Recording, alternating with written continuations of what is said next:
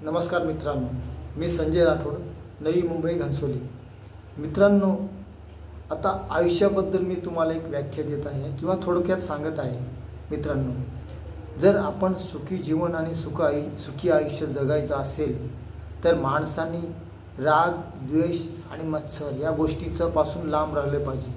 कारण कसं माहिती आहे का, आयुष्यामध्ये आपण याचा द्वेष त्याचा द्वेष करत असतो, त्या द्वेषापासून आपण दूर राहिलं पाहिजे। कारण आयुष्य हे माणसाचं सांगता येत नाही। कारण आयुष्य हे कसं जगावं आणि कसं राहावं यासाठी एक गोष्टीचा विचार माणसाने केला पाहिजे। तो म्हणजे कसा, की आयुष्यामध्ये आपल्याला अनेक माणसं भेटतात, अनेक वेगवेगळ्या विचाराचे, अनेक वेगवेगळ्या प्रकारची माणसं भेटतात।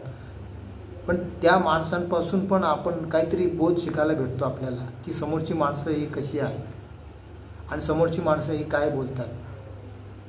काही माणसं असे पण असतात की माणसाच्या डोक्यामध्ये काय बी वेगळा विचार टाकून त्या माणसाला एकदम विचित्र बनवण्याचा प्रयत्न करतात। त्यावेळेस माणसाने एका गोष्टीचं लक्ष ठेवलं पाहिजे, आपलं मन चित्त आपण जर थाऱ्यावर ठेवलं किंवा आपल्या कंट्रोलमध्ये ठेवलं तर कोणतीच गोष्ट आपल्यावर मात करू शकत नाही। फक्त किती माणसाला आयुष्यामध्ये टेन्शन आलं किंवा किती माणसाला दुःख आली, किती संकटे आली, तर माणसाने त्या संकटाचा सामना धैर्याने आणि हिंमतीने केला पाहिजे।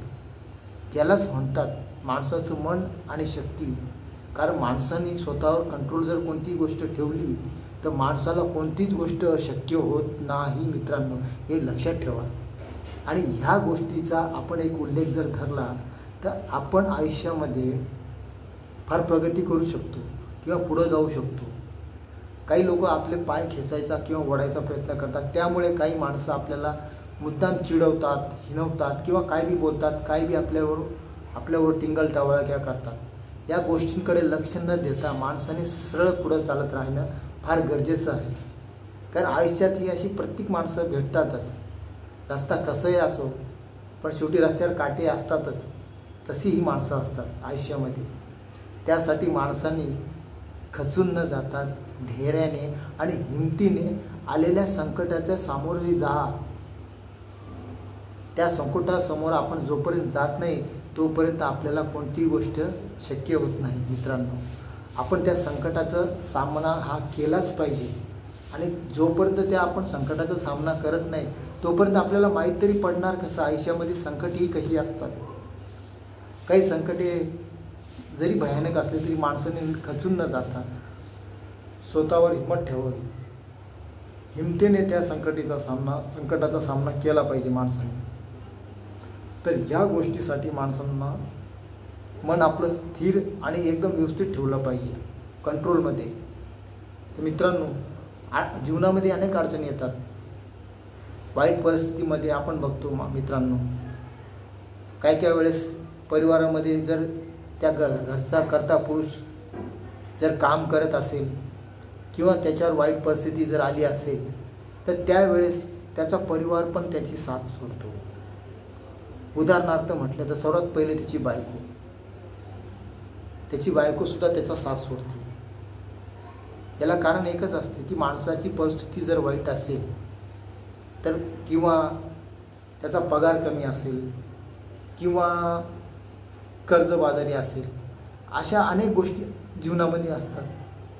तर परिवारामध्ये माणसांनी काय करायचं असतं की बाईंनी पण एक विचार केला पाहिजे की आपल्या नवऱ्याला आपण साथ दिली पाहिजे। कारण आयुष्यामध्ये हा नवराच आपला एकमेव असा जोडीदार आणि साथीदार असतो की तो आयुष्य आपल्याला पुरू शकतो। जर वाईट परिस्थितीमध्ये जर पत्नीने जर नवऱ्याला साथ दिली तर पत्नीचं पण कर्तव्य आहे आणि पती पण विचार करतो की नाही बा, आपल्या पत्नीने आपल्याला वाईट परिस्थितीत खूप साथ दिलेली आहे, शेवटी त्या पत्नीचे तो पण उपकार विसरू शकत नाही। माणसाला हे समजतं, सामाजिक उदाहरण आहे मित्रांनो हे।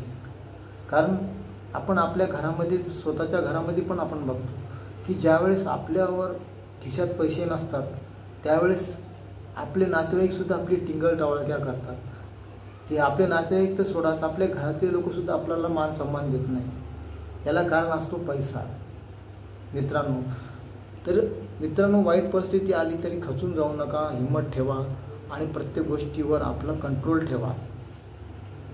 परिस्थिती नक्की बदलेल याचा विचार करा आणि हिंमत आणि मेहनत करत राहा आणि पुढे चालत राहा. मित्रांनो, हा व्हिडिओ आवडला असेल तर नक्की शेअर करा आणि माझ्या चॅनलला सबस्क्राईब करा. माझ्या व्हिडिओला लाईक करा. मित्रांनो, मला सपोर्ट करा. धन्यवाद. नमस्कार.